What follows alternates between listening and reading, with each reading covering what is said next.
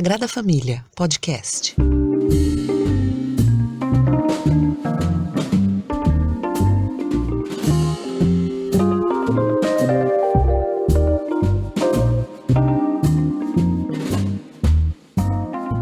Olá, amigos e amigas da Sagrada Família. Hoje trazendo um convidado aqui muito especial, o professor doutor Caio Souto. Caio Souto ele é formado em Direito, ele é pós-graduado em Filosofia, foi professor da Universidade Federal de São Carlos, atualmente é professor da Universidade Estadual do Amapá.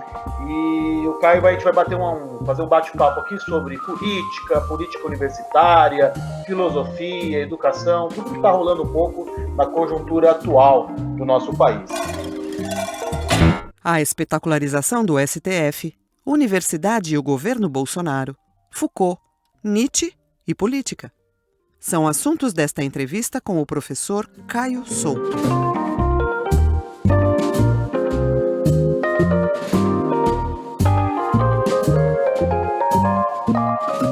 Caio, obrigado por aceitar o nosso convite. E eu queria, para começar aqui, lançar uma pergunta para você. Fala um pouquinho para nós da sua pesquisa acadêmica. Eu vi que você pesquisou já sobre Foucault, Nietzsche, Canguilhem. Comenta um pouquinho para nós. O que você pesquisa? O que você estuda, professor Caio? Bom, primeiro, obrigado pelo convite. É um prazer estar aqui com vocês. E, bom, como você falou, eu tenho uma formação em Direito, outra em Filosofia. Então, no início, ali quando eu estudava Direito, eu estava preocupado com essas questões mais relacionadas às teorias de organização social, teorias do direito, mas isso já faz mais de 10 anos. Advoguei durante muito tempo, depois que eu me formei e tudo mais, mas desde o curso de Direito eu tive já uma crise que me levou para a Filosofia e no começo para os estudos em estética, porque meu caminho não é muito linear, teve vários recuos, vários desvios, né? Então, do direito eu fui para a estética. Tem algumas questões comuns, né? O escritor, jurista, ele tem um estilo próprio que ele desenvolve, gosta de escrever de um certo modo, né? A gente começa a entender a relação do direito com a retórica, do direito com a questão do estilo da escrita, né? E eu sempre li muitos autores. Tem alguns que eu gosto bastante, né? Nelson Hungria, Evandro Lins e Silva, que inclusive são penalistas, né? Que bastante combativos os dois. O Evandro tem uma obra bastante vasta, né? Sobre a defesa, sobre tudo isso que a gente não vê acontecer mais no país já desde 2016 e tal, né? O Evandro Lins e Silva é uma figura que eu gosto bastante. E eu fui para a literatura, né? Comecei a pesquisar literatura, aí o Foucault foi um autor que eu pesquisei bastante nessa época, né? Quando eu saí do direito, fui para a filosofia, fiz um mestrado estudando a relação do Foucault com os autores literários, né? E também a escrita dele, o estilo da escrita dele. Mas o objeto da dissertação era mesmo a literatura em Foucault, né? E o direito, eu fiz um TCC, uma iniciação científica lá, ainda no curso, usando Foucault, Deleuze e Guattari, para pensar alternativas ao direito oposto, ao direito que está aí, ao direito positivo, como a gente chama em direito mesmo, né? Pensar outras formas de compreensão do direito, fazer a crítica da maneira como o direito existe no mundo, no Brasil. Foucault estudou mais o direito francês, um pouco do direito americano, mas tem muitos pesquisadores Foucaultianos que pensam o direito brasileiro, a questão da prisão, a questão do direito como dispositivo de controle, né, na nossa sociedade, e toda a questão colonial e tudo. Então, isso foi uma coisa que eu me dediquei ali na graduação ainda. Depois, no mestrado, como eu falei, fui para a literatura, continuei com Foucault, e no doutorado, ainda o Foucault, mas aí eu tive um outro deslocamento, né? Porque eu li o Foucault quase todo, levei 3 anos no mestrado, fiz um curso de graduação em filosofia também, nessa época, né? E comecei a pesquisar outros autores e alguns outros temas começaram a me interessar bastante. E o principal deles é o tema da vida, né? Esse é o meu objeto de pesquisa desde então, desde o fim do mestrado. Na verdade, o mestrado já começou a relação entre literatura e vida, né? E o direito também, como é que o direito interfere na vida, o que, que é a vida toda do ser humano numa sociedade contemporânea, né? É toda permeada pelo direito, né? Tem a certidão de nascimento, a certidão de óbito, a certidão de casamento, a prisão, tudo é jurídico, né? Todas as esferas da vida cotidiana são juridicizadas, né? É muito difícil encontrar alguém que não tenha passado na sua vida por um confronto com a lei, com o direito. Então, só que a vida que me interessava mais, né? E o que escapa, o que é para além do direito, né? E a literatura, para mim, apareceu também assim, né? Como que a vida é feita, a vida do escritor tem uma relação com o que ele escreve, como é que afeta a vida dele, né? A escrita literária, e como que o Foucault via isso. E aí os outros textos do Foucault, especificamente sobre a vida, sobre as ciências da vida, sobre a medicina, passaram a me interessar também. Aí eu deixei o estudo disso para depois e fui fazendo doutorado, né? E aí no doutorado eu comecei a pesquisar o Foucault sobre a vida e outros autores, o principal deles o Canguilhem, que tem uma relação ali com o Foucault, os dois foram, né, o Canguilhem foi professor, na verdade isso é um debate também, porque ele assina a orientação da tese do Foucault, mas a tese o Foucault já tinha escrito, né? Mas, de fato, o Canguilhem tem uma relevância também ali, porque ele aceita que a tese fosse submetida a um júri, era uma tese com várias críticas à instituição psiquiátrica consolidada na França, se fosse outro, talvez negasse, né, a tese e tal. O Foucault teve problemas para defender como tese. Então, o Canguilhem tem esse primeiro encontro institucional e, alguns anos depois, 2 anos depois, em 63, o Foucault publica numa coleção que o Canguilhem organizava um texto chamado Nascimento da Clínica, né? Esse texto aí um debate com o Canguilhem, embora ele não cite exatamente, mas é o domínio do Canguilhem, né? As ciências da vida, as ciências médicas. Aí eu comecei a pesquisar isso no doutorado, né? Primeiro o Foucault, depois o Canguilhem, aí acabou que no fim do doutorado, a gente sempre começa com um projeto e ele vai se transformando, né?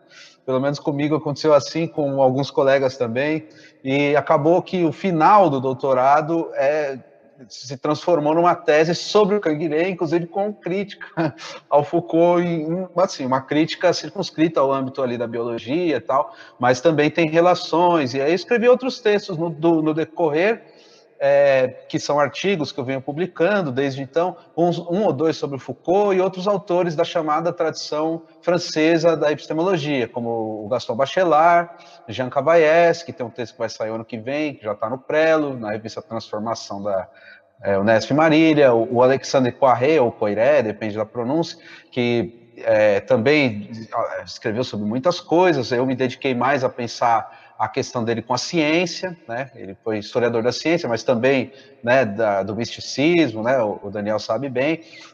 E eu me concentrei mais sobre esses comentários dele ao Galileu, ao Newton, né? Enfim, do Galileu ao Newton, né? Do 17 ao 18. Tem um texto também sobre isso e um texto que eu estou terminando sobre Poiré e Canguilhem, mostrando as diferenças de uma epistemologia das ciências da matéria, como a física matemática, para as ciências da vida, que é o Canguilhem, né? E aí todo o meu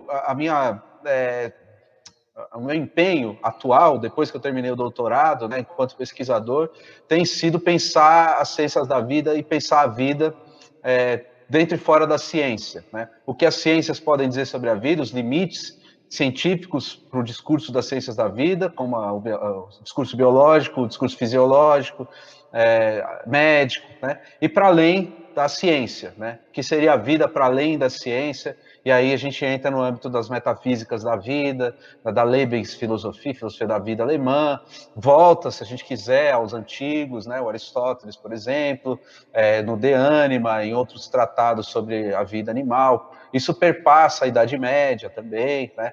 E até chegar no século XVII, que é a grande virada, quando começam as teorias do mecanicismo, né, o cartesianismo e tal, que vão compreender a vida de um modo diferente.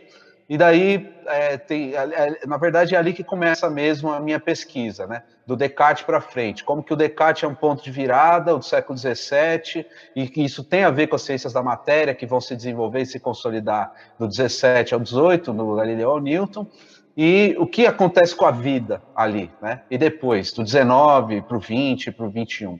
Esse é o meu, falando, né, meu panorama de pesquisa, minha trajetória e o meu minhas concentrações mais atuais, né? E, paralelamente a isso, também eu gosto de escrever sobre estética, sobre arte e tal, porque é uma coisa que eu também nunca abandonei, né? Embora não seja o meu objeto de pesquisa principal agora, né? Mas eu tenho sempre, sempre que eu posso, eu continuo lendo sobre isso e tem alguns projetinhos de artigos aí para escrever sobre esses assuntos que dizem respeito à vida também, para além da ciência. Ok, Caio, obrigado pela resposta. A trajetória ela é bem rica, ela é bem versátil, né, bem interessante. E aproveitando que você tem aí um conhecimento, uma formação, na área jurídica, né? Como que você está vendo essa polêmica agora, neste momento, do STF, né? Que, pelo que eu entendi, não sou um especialista, né? Mas o ministro Marco Aurélio, baseado numa lei que foi votada anteriormente, ele libertou lá o líder do PCC. Aí ontem, o Fux, o Alexandre de Moraes, eles já falaram que tem que prender o cara de novo, né? O que eu queria perguntar, na verdade, como você vê atualmente esse STF? Está havendo ali uma divisão interna, uma falta de unidade. A gente sabe que a extrema-direita ela vem bombardeando o STF, né? A maioria dos ministros foram indicados na era Lula ali, né? Até onde eu sei. Como que você vê essa questão, né? Esses embates envolvendo o STF hoje no Brasil? Daniel, essa é uma pergunta muito importante. Agora, eu primeiro preciso dizer que eu estou um pouco afastado do acompanhamento cotidiano do que tem acontecido. Teve uma época da minha vida que eu acompanhava bastante, quando teve o processo do Mensalão. Eu acompanhei diariamente aqueles debates que ocorriam pela TV Senado, que eram transmitidos, eu assistia todos os dias quase, conhecia os ministros. Eu acho que o que eu poderia dizer é que naquele momento a gente teve uma espetacularização da política, quer dizer, da justiça, do cerimonial da justiça na alta cúpula brasileira, do STF especificamente. Até então, ninguém sabia quem eram os ministros, ninguém sabia quem eram 11, quem eles eram, como faziam, como se alimentavam, né? A partir de então, a gente tem, parece que a gente almoça com a Carmen Lúcia, né? Ela tá todo dia nos noticiários, né? Aí tem meme, tem tudo que acontece no STF, quem vai ser nomeado, como é que é a nomeação, o que é esse órgão, né? O que eles fazem lá. Agora, o que acontece, né, é que no mais dos casos, tirando esses casos espetaculares, quando envolvem essas coisas muito grandes, né, eles continuam fazendo o trabalho deles anônimo, né? Se você pega para assistir a TV Senado hoje em dia, você pega qualquer horário e coloca lá, eles estão reunidos discutindo, sei lá, uma lei a PGE do estado do Paraná contra, sei lá, um particular de não sei o quê, para discutir uma linha de uma lei ínfima que não tem importância, relevância, grande relevância social, né? Então, eu acho que, assim, o que acontece com a justiça no Brasil hoje, né, é que, assim, a gente tem o cotidiano dela sendo feito como sempre foi, de maneira sem nenhuma espetacularização, mas a gente tem alguns casos que são pensados, né? E aí esses casos eles passam a ser extremamente relevantes para a política e para o cotidiano e passam a interferir, de fato, na nossa vida, né? De maneira efetiva, muito mais do que esses casos, né? Com relação especificamente a esse fato do crime, né? Eu confesso que eu não estou acompanhando o que tem acontecido com um juiz, com outro juiz. Mas o que eu posso dizer é que o STF ele vem sendo convocado, né, a aparecer nesses grandes casos, né? E isso gera um incômodo muito grande nesses ministros, né? Porque no cotidiano deles estavam acostumados a julgar, né, segundo o que eles imaginavam e a maneira como eles interpretavam, né, o conjunto das leis, porque na nossa Constituição se disse lá que, na verdade, eles são guardiões da Constituição só, né, e que as outras leis, as leis infraconstitucionais, a esfera superior é o STJ, né? Então só deveria ir para o STF casos que interferem em alguma coisa de interpretação da Constituição, né? E aí tem um debate jurídico, porque, na verdade, né, o STF ele foi criado pela Constituição de 88 para ser um órgão especial, né, um órgão diverso. O resto do cotidiano da vida jurídica devia se esgotar no STJ, né? Mas a gente sabe que no Brasil tudo, né, tudo é permeado de uma maneira assim muito mais evidente pela política, né? Essa distinção das esferas é muito difícil de a gente perceber, né, no Brasil. Então, eu acho que o STF ele acaba sendo convocado mais como nesses casos espetacularizados, como um órgão político, do que como, de fato, o órgão do guardião da Constituição, que você deveria servir para fazer análise técnica, né, só se infringe ou não um determinado detalhe ali dos direitos fundamentais, as garantias fundamentais e tudo mais, né? Não sei se eu te respondi exatamente a pergunta, mas eu diria isso, que do mensalão para cá que houve essa virada. E um segundo momento também, que eu acho que aconteceu de relevante, foi o impacto do Sérgio Moro, né? Então, que vem do mensalão também, né? Que essa espetacularização primeiro se dava no STF, a figura principal da época era o Joaquim Barbosa, tinha os seus antagonistas, o Ricardo Lewandowski, que está aí até hoje, né? E outros que foram se aposentando, né? Aires Brito, César Peluso, né? A Carmen Lúcia estava lá já desde a época também. E depois a questão da nomeação, que você tocou nesse assunto também, a nomeação dos ministros, né? Eu acho que as nomeações, tanto no PT quanto agora, né, elas têm um duplo caráter. Tem um caráter político de quem vai ser, e tem uma relação do Lula, da Dilma, né, e agora do Temer e agora o Jair Bolsonaro, mas também existe uma resistência por parte da corporação judiciária também, né, dos juízes, e eles têm uma força muito grande, sempre tiveram, né, uma força muito grande nas decisões políticas, e daí eu acho que tem também uma negociação, eu não acho que o Lula que indicou, a Dilma que indicou, também não acho que é o Bolsonaro, ele que está, né, eu acho que existe uma negociação ali, né, o Temer quando indica o Alexandre de Moraes e tudo, uma negociação política que tem um impacto também dos setores que estão por trás do bloco no poder, seja do PT, seja agora da extrema-direita, né? Mas que não é unívoco, não é unilateral também, né? E tanto num caso quanto no outro. Então, eu acho que o que eu teria para dizer sobre o STF, né? Ele acabou desde o mensalão, passando pelo efeito Sérgio Moro, se transformando em algo sobre o qual recai uma luz muito maior do que antes, e isso trouxe uma relevância política muito maior também à sua atuação. Mas só em alguns casos específicos. No mais, às vezes, eles continuam lá fazendo o trabalho deles cotidiano e sem glamour nenhum, né, e decidindo coisas internas ali ao direito.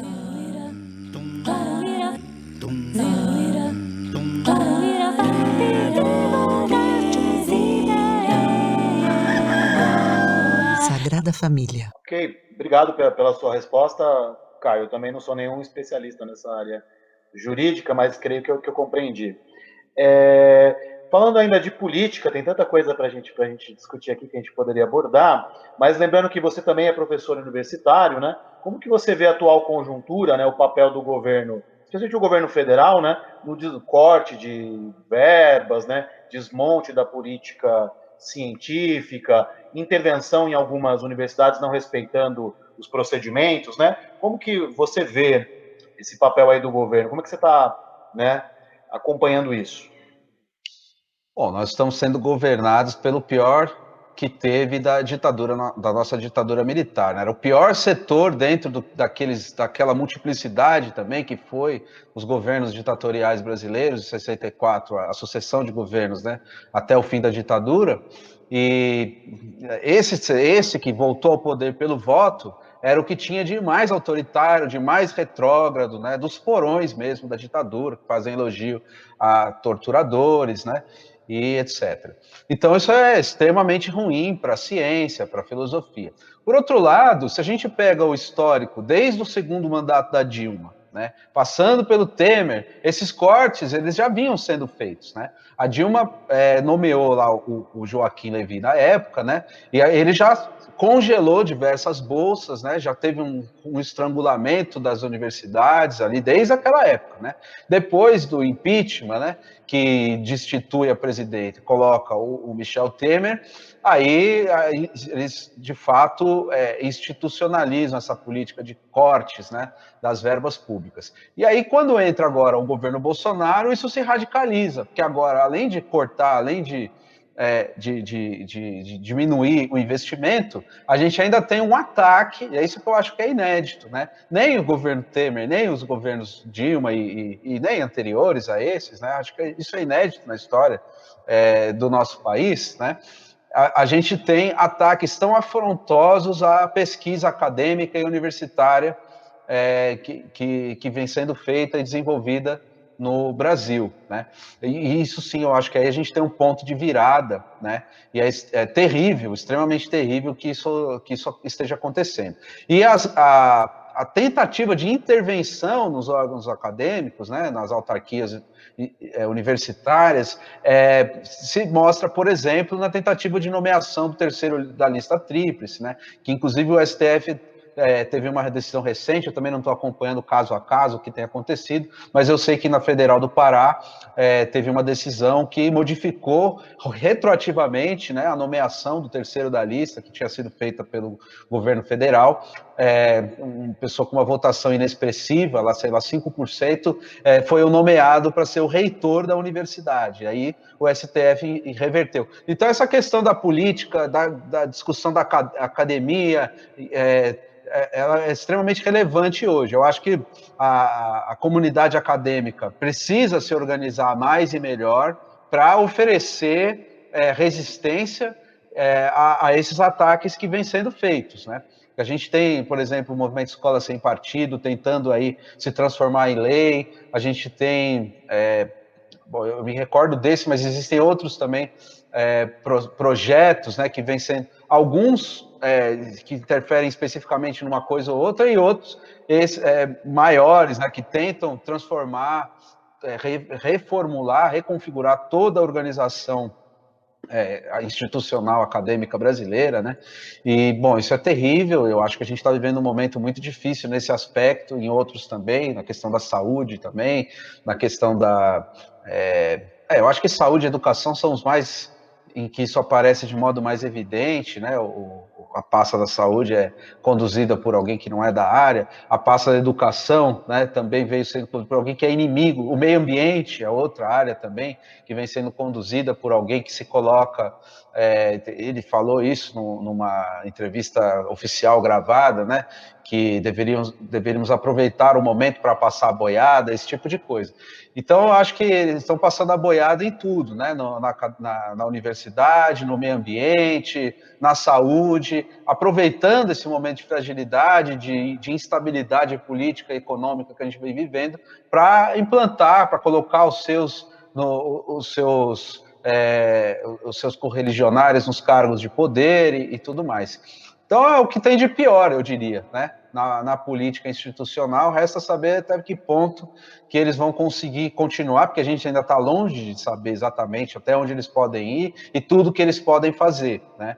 Está muito longe de saber ainda, porque a gente está só no começo do que poderia vir a ser um segundo mandato e, de fato, a suspensão dos direitos e das garantias fundamentais, como já aconteceu nos anos 60, né? E eu não tenho dúvidas que esse é, inclusive, um sonho de consumo do governo atual, de implantar realmente o autoritarismo, voltarmos a uma ditadura. A gente não está ainda vivendo isso, né? A gente está ainda numa disputa muito heterogênea, com diversos campos aí tentando se colocar, e a academia subsiste a isso ainda, né? Apesar de todos os cortes, de tudo, ainda temos muita coisa pelo que lutar e tentando fazer com que isso possa minimamente ganhar um corpo, uma expressão política maior. Inclusive, no momento parece que ele deu uma recuada, né? Então, se aproximou do Centrão, né? Tá parando, foi lá abraçar o Toffoli, né? Abraçar não sei quem mais. Aparentemente deu uma recuada, né? Uma rendição, que inclusive desagradou alguns grupos ainda mais radicais, né? Se é que dá para ser mais radical do que os bolsonaristas, né?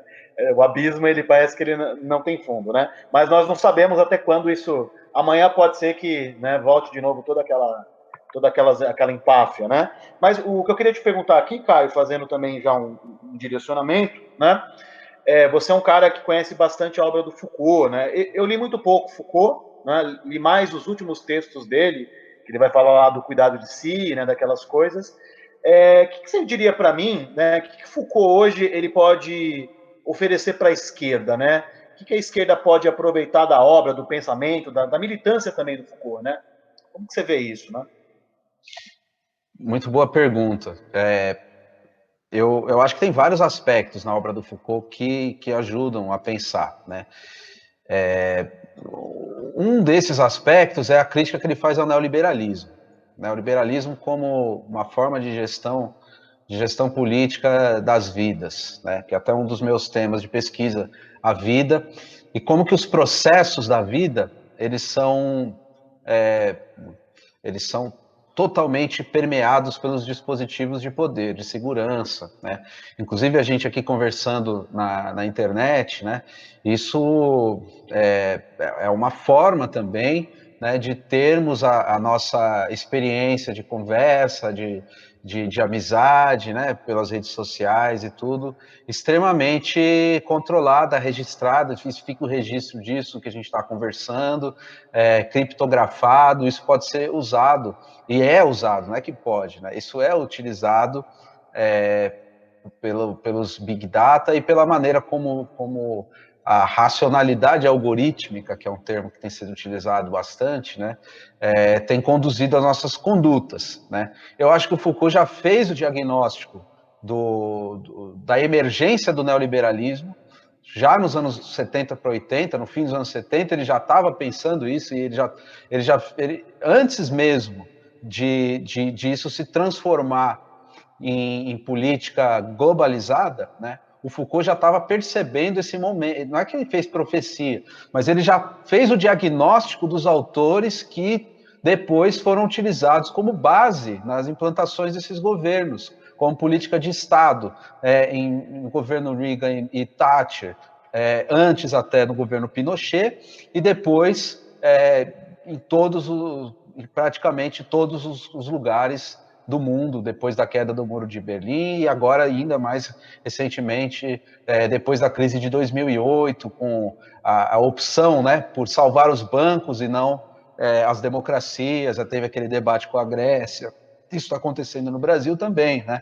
Eu acho que e aí o Foucault, eu acho que ele ajuda a pensar uma questão que o neoliberalismo não é um projeto unívoco, né? Existem debates internos a essa teoria também, né? Não é uma teoria só. O neoliberalismo pode ser definido em bases gerais como a tentativa de retomada dos ideais do liberalismo clássico, que por sua vez também não era uma teoria unívoca. A gente tem divergências entre o John Locke, o Adam Smith, o Stuart Mill, o Jeremy Bentham, que são os principais do utilitarismo e do liberalismo clássico, né? E só que, a despeito dessas divergências, a sociedade europeia do século XIX, né, ela acabou adotando alguns desses princípios, sobretudo do utilitarismo, para a constituição das suas instituições.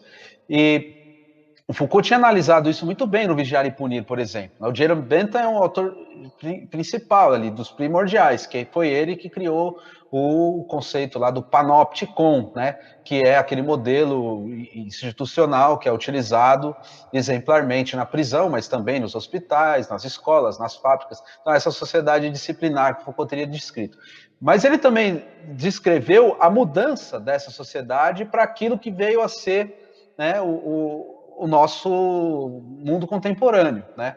Que é o mundo do neoliberalismo. Também não é uma corrente unívoca, mas é uma tentativa de restituição adaptada às condições atuais e na verdade, sobretudo, de rejeição ao estado de bem-estar social e aquilo que eles denominam de sociedade da regulação. Né? E aí a regulação para eles é tanto o keynesianismo, quanto o comunismo soviético, quanto o estado de bem-estar social europeu, e esse pouquinho que a gente conseguiu aqui no Brasil, na América Latina também, em todos os cantos. E aí tem diversos teóricos, né, que abordam isso. O Foucault, já naquela época, ele já tinha mostrado que havia pelo menos duas grandes correntes teóricas, o chamado ordoliberalismo e o chamado liberalismo austríaco, austro-americano, né? E há diferenças entre os dois. O ordoliberalismo é um pouco mais regulador, ele investe um pouco mais, foi o que deu origem à União Europeia, por exemplo, né? Ele é de matriz alemã e de fato, a União Europeia pensada segundo esses autores, né? Muitos deles. E os autores da escola austríaca, né?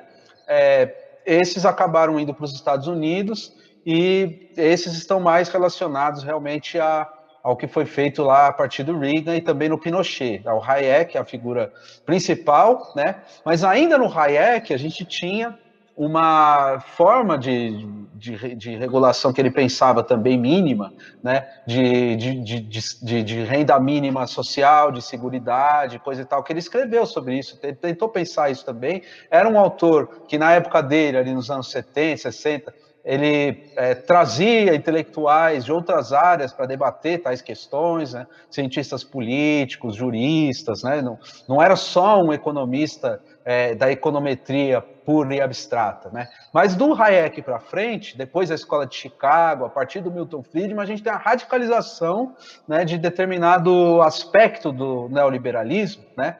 E esse é mais próximo do que vem acontecendo depois de 2008. E o Guedes é uma figura, né, dessa escola, né, que é o ministro que está atualmente na pasta da economia no Brasil, né?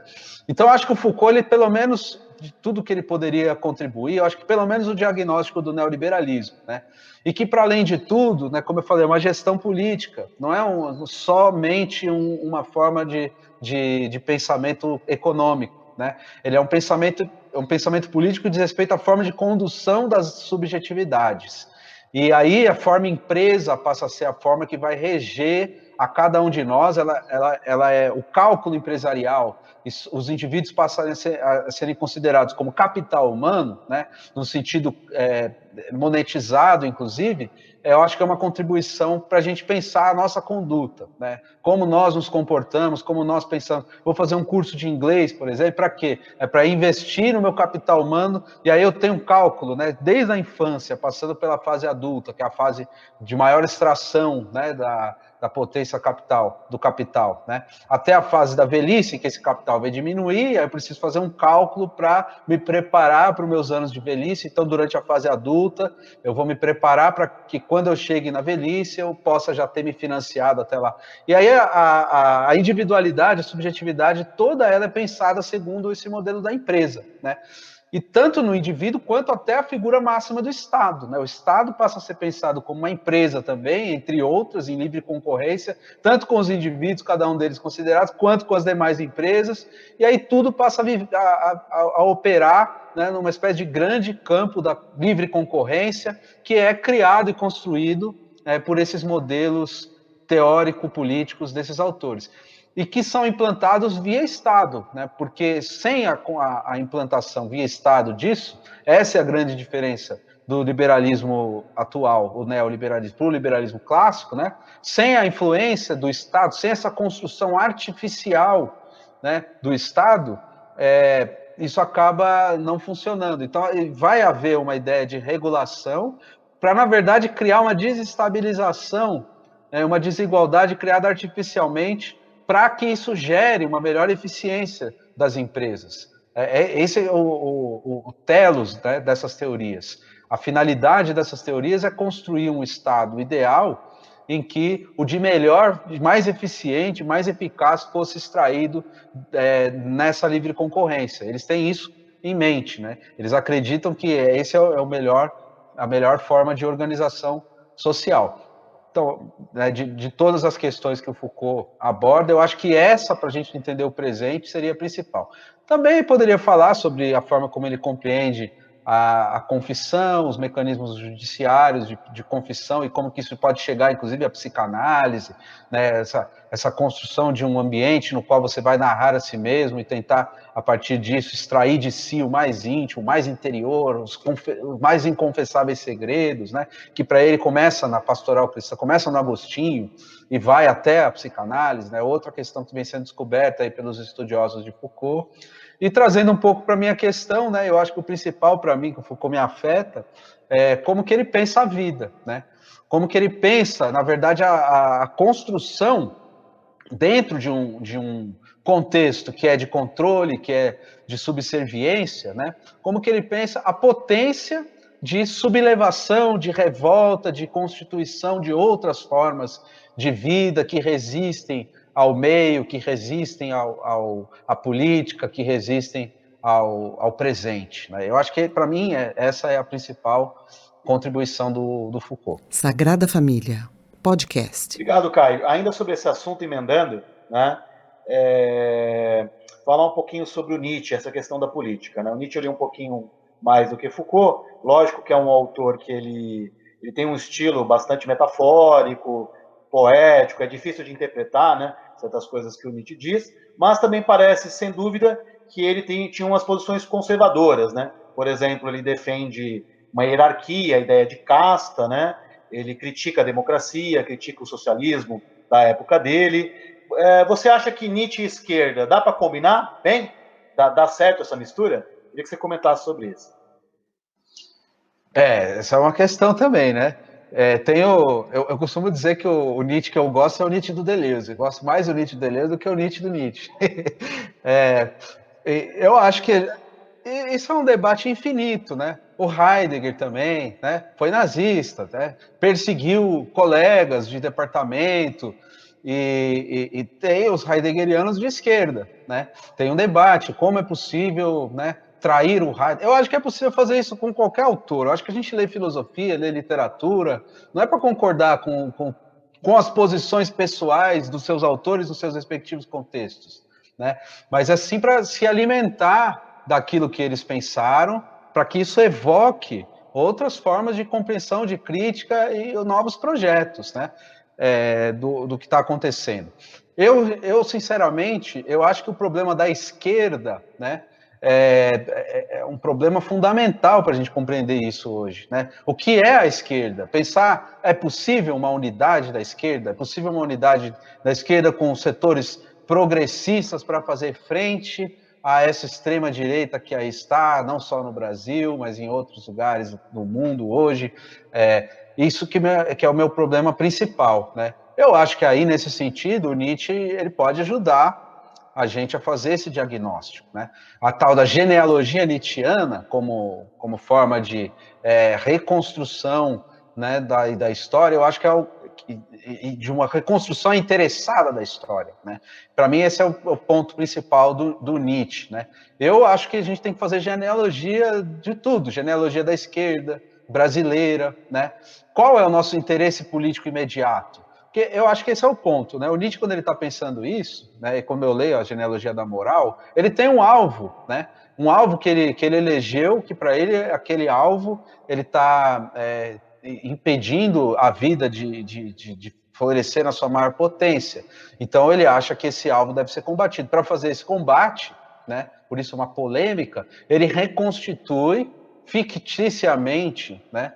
Ficticiamente, porque é uma forma de reconstrução histórica, mas sempre com um olhar, sempre com objetivos, né? Não é que aqueles fatos não existiram ou que a história não se passou exatamente assim, mas eu vou ampliar tal coisa, eu vou a partir disso.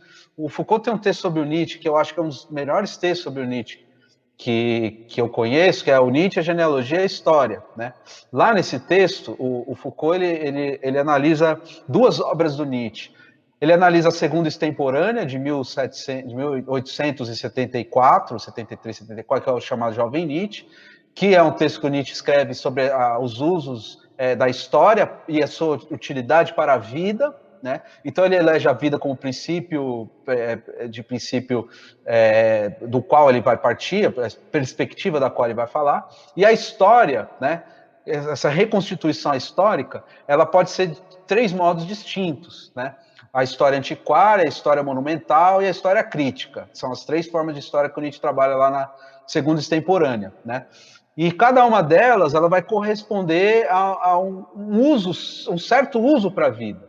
Então, por exemplo, a história monumental, né, é a história futura, né, que é a história que eu vou como se eu me projetasse sempre historicamente, mas para a reconstituição no futuro áureo, né? A história antiquária seria uma história mais tradicional, aquela que conserva, né, aquela história mais de fazer elogios aos antigos, né? E a história crítica, ela dizia mais respeito ao presente, né? Só que o Nietzsche ele não faz uma hierarquia entre essas três histórias. O que ele faz é mostrar que na direção de um uso para a vida, né, as três podem servir. Então, o critério de avaliação não é a história em si. O critério é a vida. E eu vou reconstruir a história de acordo com esses usos para a minha vida presente. E aí ele dá exemplos de como fazer isso. Eu falo do Goethe, eu dá alguns exemplos da filosofia, da história da cultura alemã e tal. E o segundo texto que o Foucault analisa, ali nesse Nietzsche, a história, é a genealogia da moral. E aí tem um hiato entre mais de 10 anos, né, entre esses dois textos, e ele quer mostrar como que na genealogia da moral o Nietzsche recupera essas três formas da história, mas transfigura essas três formas, né? E aí eu acho que o Foucault está querendo fazer um uso também, para além do Nietzsche maduro e do Nietzsche da juventude, né, que ele mostrou a contraposição dos dois, ele quer chegar num ponto tal em que ele possa fazer um uso para o que ele vai pesquisar. E esse texto é de 71. Para quem conhece a obra do Foucault, né, até os anos 60 ele tinha feito as chamadas pesquisas arqueológicas. Nos anos 70 ele começa a fazer as chamadas pesquisas genealógicas. Tem imbricações entre elas, tem muita gente discutindo isso, eu não acho que tem ruptura entre as duas, mas tem uma inflexão às relações políticas. E esse texto sobre o Nietzsche, ele está bem nessa imbricação das pesquisas arqueológicas para as pesquisas genealógicas, né? E a partir desse texto, todas as pesquisas do Foucault, elas vão se dedicar à pesquisa dessas relações de poder, e ele vai começar a usar o termo genealogia, genealogia do poder, genealogia das prisões, genealogia da sexualidade, né? História, mas é história no sentido da genealogia, né? Então, eu acho que o Nietzsche pode ajudar nesse sentido, né? Falei do Deleuze, falei do Foucault, há outros usos possíveis do Nietzsche também, e claro, há esse Nietzsche conservador, né? Há o Nietzsche do eterno retorno do mesmo, o Nietzsche, esse mais antiquário, que, enfim, esse daí eu procuro recusar, né? Eu acho que esse Nietzsche não tem nada a dizer para nós. Sagrada Família, podcast. Ótimo. Caio, ainda um pouco em relação com esse assunto que a gente está falando, né? Não sei se você já viu, ouviu, leu essa crítica. Existem grupos que colocam o seguinte: a esquerda brasileira, né? Ela está muito influenciada por essa questão da crítica, a questão da identidade, a crítica do preconceito, então movimento negro, movimento LGBTQ+. Então a esquerda estava muito dentro desse universo culturalista, né? Uma crítica à questão identitária, e ela se afastou das causas da periferia, né? Porque isso, de alguma forma, não que não aconteça o racismo, a homofobia na periferia acontece, mas essas coisas não têm um peso tão grande para o trabalhador da periferia, né? Ele está preocupado, às vezes, com como é que ele vai comer no dia seguinte, né? Você acha que existe esse divórcio mesmo? Você concorda com essa crítica, né? Que a esquerda meio classe média está um pouco desajustada com a periferia? Como que você vê isso? Tem o diagnóstico do Vladimir, né, Safatli, que a esquerda morreu, né? Que eu acho que tem a ver com isso.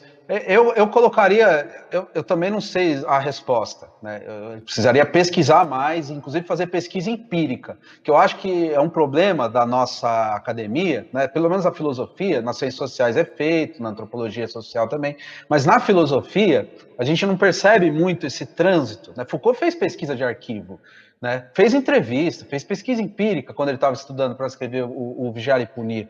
Os autores da Escola de Frankfurt, Instituto Social, tinha filósofo, tinha psicólogo, teve pesquisa empírica, teve questionário, teve entrevista. Canguilhem fez pesquisa empírica. Ele fez pesquisa empírica em 1936 sobre a ascensão do fascismo no campo, na França, né? Eu acho que a gente precisa... não necessariamente o filósofo fazer a pesquisa, mas pelo menos, se não é ele a fazer...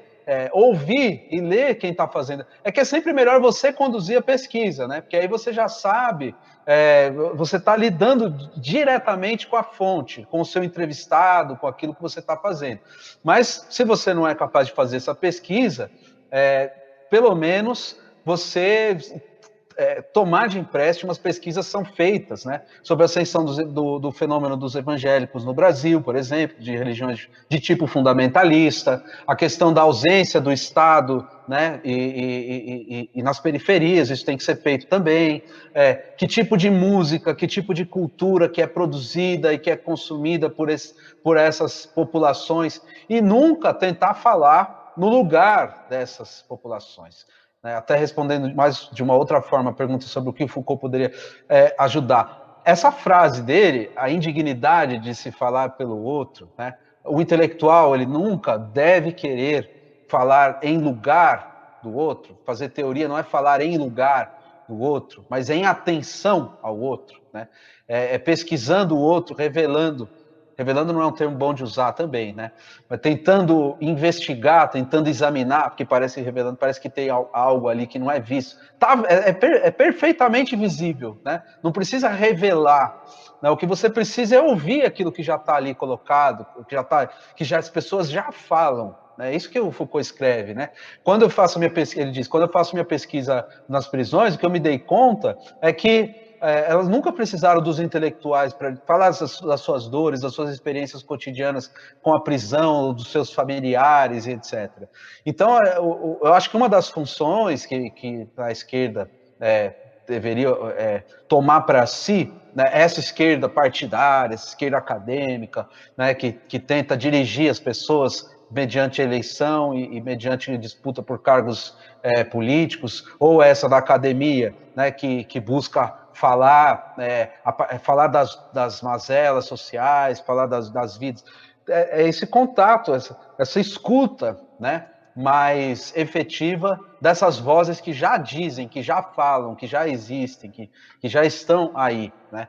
Eu acho que esse é um ponto principal. Agora, o Foucault também não dá respostas de como que deve ser feita essa organização. Porque se as pessoas já falam, elas já se organizam. O que você tem de mostrar é por que essa organização dessas pessoas não é efetiva, por que ela esbarra, por que ela é impedida, por que ela é violentada, por que ela é trancafiada, silenciada.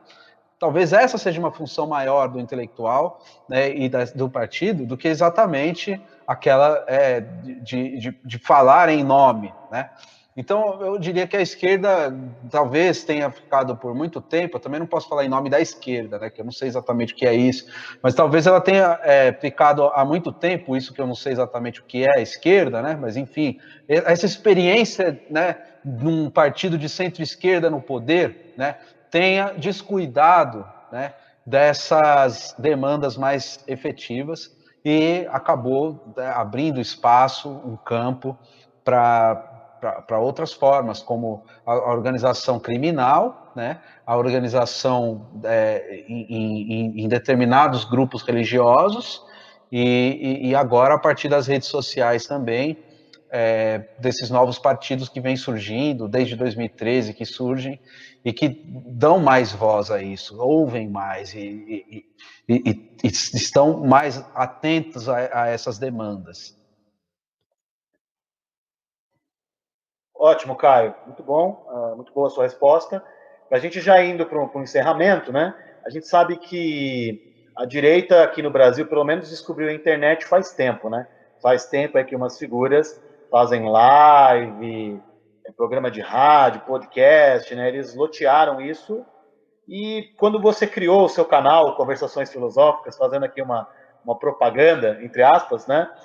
Você pensou um pouco nisso também, que nessa questão mais política. Por que você criou esse canal? Qual que é o seu intuito com isso, né? Que por sinal está dando muito certo aí, né? Pelo número de entrevistas e pela qualidade, né? Está sendo um sucesso. Certo. Bom, concordo com o diagnóstico de que a direita ocupou as redes sociais antes da esquerda. Acho que um ponto importante foi 2013, e de lá para cá, né, que coincidiu inclusive com o boom dos smartphones no Brasil, né? De lá para cá, a vida no polegar, né, passa a ocupar um espaço muito maior na esfera subjetiva do que as ruas, né? E eu acho que aí, de fato, houve uma letargia, né? Uma espécie de perda de sentido do que estava acontecendo, né? Porque estávamos acostumados a fazer as paralisações, né? Em São Paulo era na Paulista, né? No Rio, né? Nas grandes cidades, né? Em grandes centros, iam lá, reunia, faziam uma fala e depois saíam pela rua. O que acontece é que há, hoje em dia, né, uma manipulação disso que acontece na rua, a partir desses dispositivos de captura de imagem que podem ser feitos em tempo real, e isso é disseminado nas redes sociais em tempo real e cria já, na mesma medida em que isso acontece, uma narrativa daquilo que está acontecendo, né, que é muito mais relevante do que o fato em si, que não é fato em si, tudo é narrativa, né, tudo é interpretação, para falar de novo, trazendo o Nietzsche aqui, né? Contra o Nietzsche também. Tudo é interpretação nesse sentido, quer dizer, não importa o fato que eu vou gerar, o que importa é a maneira como isso vai ser compartilhado pela minha tia, com as amigas dela no WhatsApp, qual vai ser o meme que vai ser criado nisso, a partir disso, né? Com quais narrativas isso também vai se acoplar e vai construir, né? Que isso que veio sendo constituído desde 2013 até 2016, e que culminou em 2018 na eleição, e que prossegue agora nos seus efeitos, né?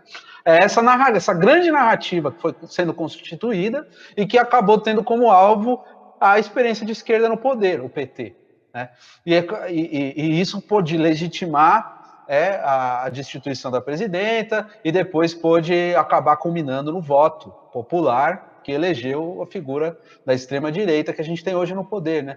Então, eu acho que isso, né, eu concordo com esse diagnóstico. O que eu tentei fazer, né? Bom, sou professor universitário de filosofia, né? Eu não tenho muito também, não tenho experiência de militância política, eu nunca tive rede social, não escrevo sobre isso, não faço essas pesquisas que eu falei que devem ser feitas, né? Eu mesmo não faço. Eu acho que um passo a mais que eu gostaria de fazer, né? Acho não, é um passo a mais que eu gostaria de fazer, é começar esse tipo de pesquisa, né? Também porque nessa fase, quem é professor sabe, né, que a gente tem para conseguir um cargo acadêmico, ficar muito tempo pesquisando um autor, fazendo mestrado, fazendo doutorado, depois se preparando para concurso público. Isso tira todo um tempo né, que a gente poderia estar fazendo outras coisas, mas porque a gente, quando resolve virar professor, tem que acabar passando por esse cerimonial acadêmico também, né, com todas as críticas que depois você possa fazer a isso.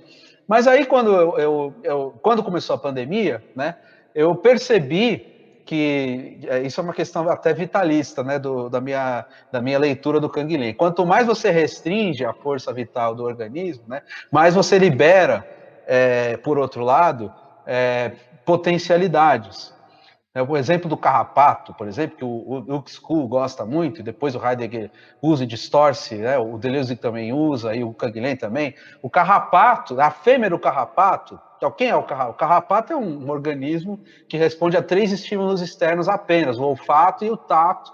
E quando a fêmea ela é ovulada, né? Ela engravida do macho do carrapato, ela, pelo tato, ela consegue encontrar um lugar em que passa muito vento, né? Ela tem essa percepção do vento, né? Então, geralmente ela vai se fixar em lugares, copas de árvores, né? Onde ela sabe que está passando muito vento. O segundo estímulo dela é o olfato. Quando ela sente cheiro de sangue mamífero, ela se solta no ar, né? E aí, pelo olfato, ela consegue perceber, né, que ela está em contato com um animal mamífero de sangue quente, que é o alimento dela, né? E aí vem o terceiro estímulo, novamente o tato, em que ela vai tentar se fixar em algum lugar desse animal que não há pelo, né? Geralmente as axilas são os lugares preferidos. Depois que ela consegue chegar a esse estado, né, é que ela solta o seu ovo, a sua desova, né? Só quando ela atinge esse estado. Isso pode levar 14 anos. Existem casos de fêmeas de carrapato que podem ficar 14 anos, e que foi observado isso em laboratório, a fêmea de carrapato ficar 14 anos com a sua prole, né, sendo gestada, esperando o momento certo de desovar. Então, o que é essa experiência? O Skull percebe, né? Ele percebe que há uma restrição a 3 estímulos apenas, mas que, na verdade, é uma liberação de uma potência. A gente não pode dizer, e o Skull, ele é profundamente contrário à ideia da adaptação darwiniana, né? Na verdade, ele acha que, se fosse assim, o carrapato é muito mais adaptado do que a espécie humana, que, com a maior probabilidade, né, para nos dizer certeza, vai se extinguir antes dos carrapatos, né? Então o carrapato ele é um ser extremamente evoluído no fundo, né? E por quê? Porque ele restringiu a sua potência, né? A tal forma que ele restringe os seus estímulos só ao mínimo necessário. Não é nem necessário, né?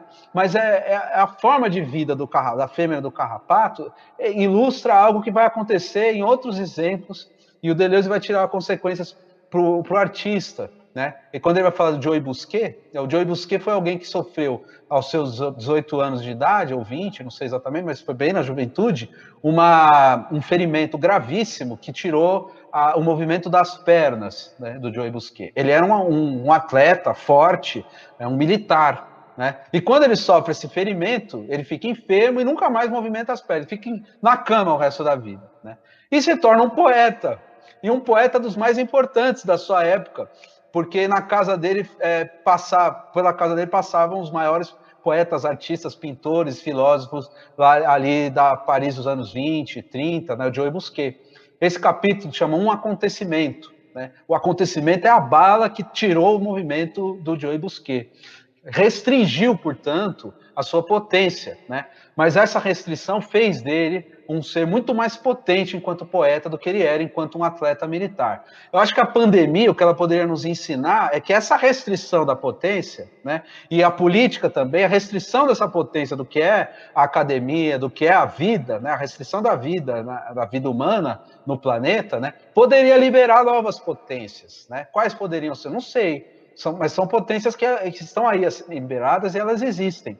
Então, quando eu criei o canal, né, na verdade não foi quando eu criei, mas foi já na 20ª, 30ª entrevista que eu me dei conta de que aquilo que eu estava fazendo, e depois vieram outros fazerem parecido também, e aqui você também fazendo, né, isso pode liberar potências, né, pode liberar coisas que estavam, não vou dizer reprimidas, porque elas já existiam, né, elas estão aí já. Mas quando eu restringo o movimento, quando eu restringo a forma de circulação disso, eu crio potencialidades para que isso possa se efetivar de outras maneiras.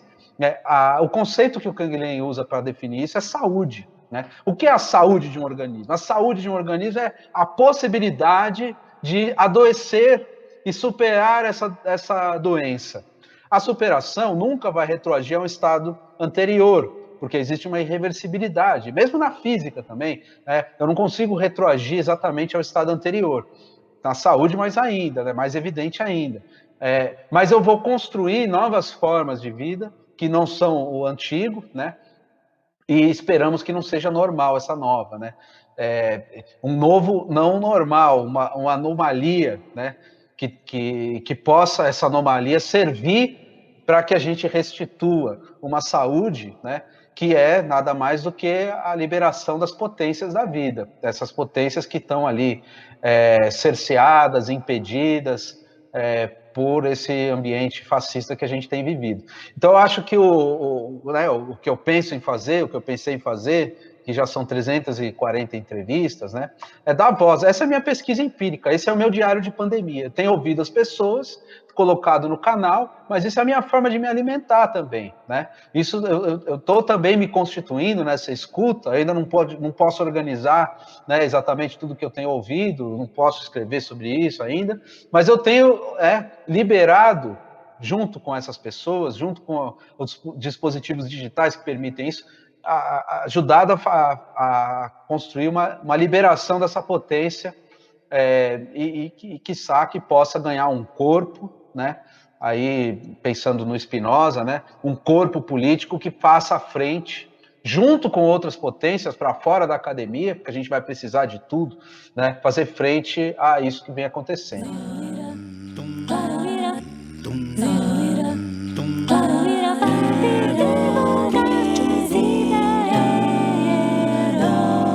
Sagrada Família.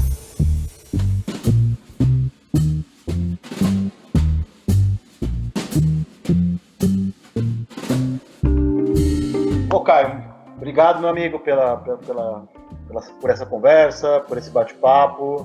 Eu vou encerrar por aqui. Então, queria agradecer aí também o pessoal que está nos ouvindo. Esse foi mais um podcast da Sagrada Família. Valeu, Daniel, eu que agradeço. Até mais aí para todo mundo. Um abraço.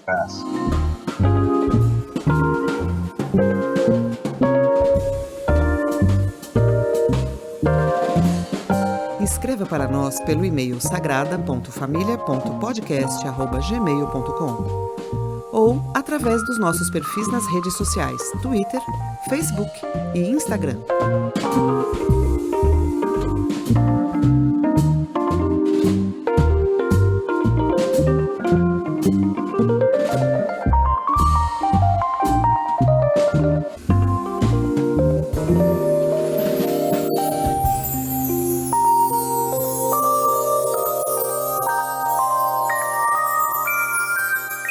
Sagrada Família, podcast.